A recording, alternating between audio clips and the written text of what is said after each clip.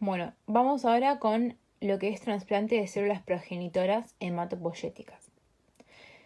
Esta es la guía que ustedes tendrían que tener en su cabeza cuando piensan en este tema y las cosas, así como en ítems, bien ordenado lo que tienen que saber de este procedimiento.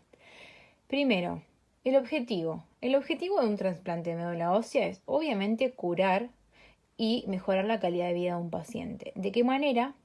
Dándole a un paciente la médula ósea o células progenitoras de un donante. ¿Para qué? Para que estas células progenitoras proliferen en la médula del receptor y así puedan llegar a reemplazar las funciones que estaban alteradas por las distintas enfermedades, ya sea porque hay una falla en la médula, es decir, la médula funciona de tal manera que no logra generar la cantidad de células necesarias suficientes para mantener a este paciente vivo o con una buena calidad de vida, o porque el paciente tiene una inmunodeficiencia, es decir, su médula, hay alguna mutación que genera que la médula no pueda liberar hay células del sistema inmune, como vimos en la clase de inmunodeficiencias, donde hay pocos linfo T o linfo B por distintas mutaciones, y también si hay enfermedades malignas, es decir, un cáncer hematológico como una leucemia, hay varios tipos de leucemia, tenés síndromes mieloproliferativos, hay varias, ya sea déficit de linfocitos B, déficit de linfocitos T, puede haber déficit de células NK. Bueno, siempre que haya una falla, se puede hacer un trasplante de médula ósea en las patologías donde está indicado el trasplante de médula ósea. ¿De dónde se va a obtener? Se puede sacar de tres lados estas células, digamos.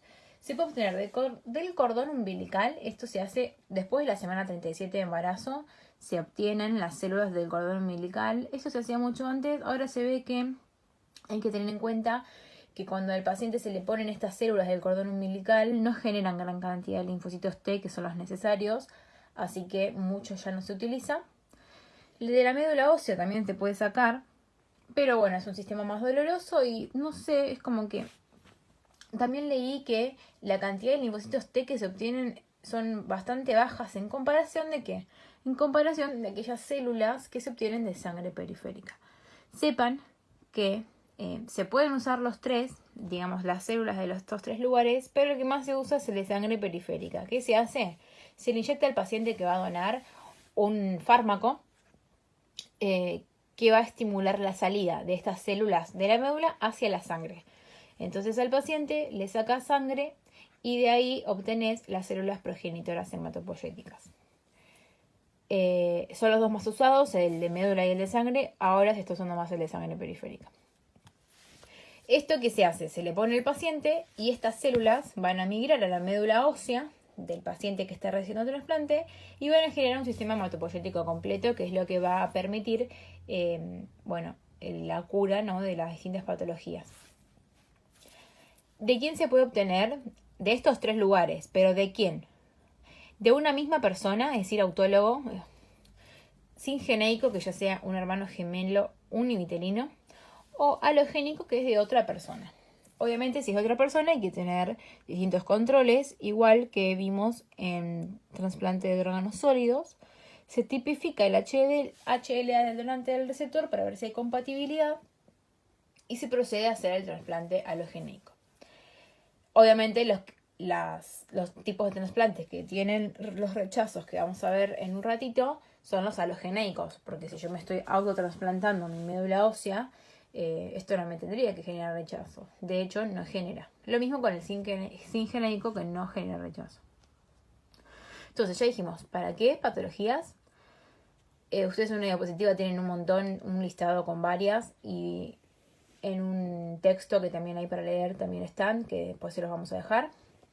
Y bueno, esa es patología, de dónde se obtiene y de quién se obtiene.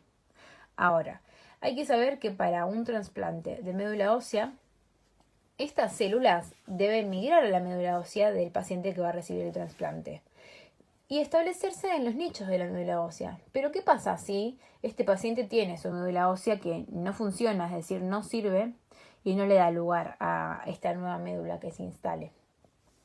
no tendría sentido hacer este trasplante. Por lo cual se hace lo que se llama preacondicionamiento, es decir, al paciente que se le va a trasplantar la médula ósea se le elimina totalmente el propio. Se hace una sesión de quimioterapia o radioterapia en el caso de los trasplantes autólogos, y en el alogénico, que es el que, digamos, el trasplante de médula ósea que proviene de otra persona, también se puede hacer una quimioterapia mieloablativa, es decir, que se ablacionen todas las células que están en la médula ósea y después se mantienen con inmunosupresores, que son las drogas que vimos para el trasplante de órganos sólidos. Y listo, se saca la médula ósea y se vuelve a trasplantar la que está designada para el trasplante. Entonces, estas células se van a sentar en esta médula ósea, que es lo que después vamos a hablar de engrafamiento. Entonces, preacondicionamiento para permitir un engraftment. Saber que como estamos deplesionando totalmente esta médula ósea, hay un gran riesgo de infecciones en el paciente, así que hay que tener cuidado y en el hospital se lo aísla, ya que obviamente, como ustedes saben, el hospital es un lugar donde hay gran cantidad de microorganismos. Y eso vamos a hablar después. Entonces, preacondicionamiento para permitir un engraftment o un asentamiento. Si estas células asientan, van a desarrollar todas las progenies que hablábamos hace un rato: glóbulos rojos, leucocitos, plaquetas, macrófagos y todas las células que se desarrollan en la médula, que son de, obviamente, origen hematopoyético. ¿Cómo sabemos si hubo engraftment? Van a aparecer linfocitos, vírgenes, en la sangre del paciente que recibió. Ahora, cuando donamos médula, un paciente, ¿no? Vamos a hablar del trasplante alogénico. Cuando un paciente dona médula a otro paciente, en realidad, lo repito, cuando una persona que quiere donar médula ósea dona a un paciente que va a recibir, no dona solamente las células progenitoras, sino que puede llegar a ver linfocitos T maduros de esta persona que está donando. Estos linfocitos T maduros, que no tienen que proliferar, que es porque ya están maduros, ya hizo su ontogenia en la persona que donó, van a atacar al paciente. ¿Por qué? Porque no reconocen a las proteínas como propias de la otra persona. O sea, se dan cuenta que si a un paciente le ponemos una célula inmune que no va a reconocer el espacio como propio, la gravedad que puede llegar a tener esto. O sea, quiero que lleguen a dimensionar que los trasplantes no son tratamientos totalmente efectivos en cuanto a que se trata y listo, se terminó la patología. No, hay un montón de complicaciones atrás. Entonces, hay dos tipos de linfocitos que va a tener este paciente que recibe el trasplante de médula ósea. Va a tener los linfocitos maduros del paciente, que estos pueden llegar a causar esto que es la enfermedad injerto contra huésped.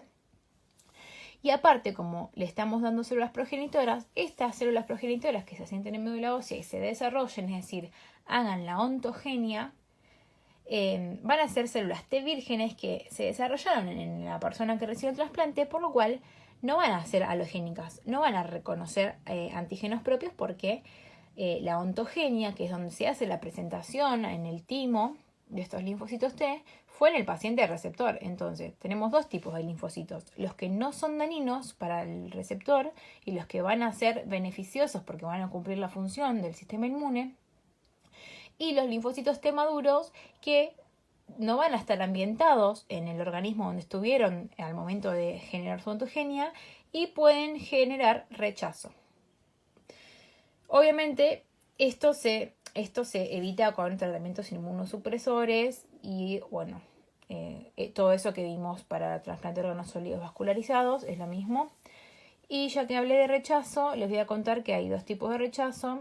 Rechazo primario es sin que haya engraftment, es decir, hay tanta cantidad de linfocitos T maduros que ya se genera el rechazo de la médula sin que los progenitores hayan llegado a los nichos, digamos, y desarrollen. Y el rechazo secundario, que es luego de que hubo engraftment. O sea, hubo engraftment, hubo generación de linfocitos T, es decir, hubo timopoiesis. Pero bueno, hay una falla posterior al engraftment, se genera una aplasia en la médula ósea y hay rechazo secundario. Todo esto, como les dije, se previene con tratamiento inmunosupresor, igual que el tratamiento de granos vascularizados, pero no siempre se tienen beneficios, no siempre funciona, porque hay que ver el tratamiento inmunosupresor cómo se da, qué drogas se dan, la dosis adecuada, porque si a un paciente le das mucha cantidad de inmunosupresores, lo haces más factible a que tenga infecciones, pero si le das poca cantidad tiene rechazos, entonces no siempre es tan fácil llegar a un equilibrio. Ahora, siguiendo con lo que es engraftment, entonces las células se asientan en la médula y se generan las progenies que se necesitan.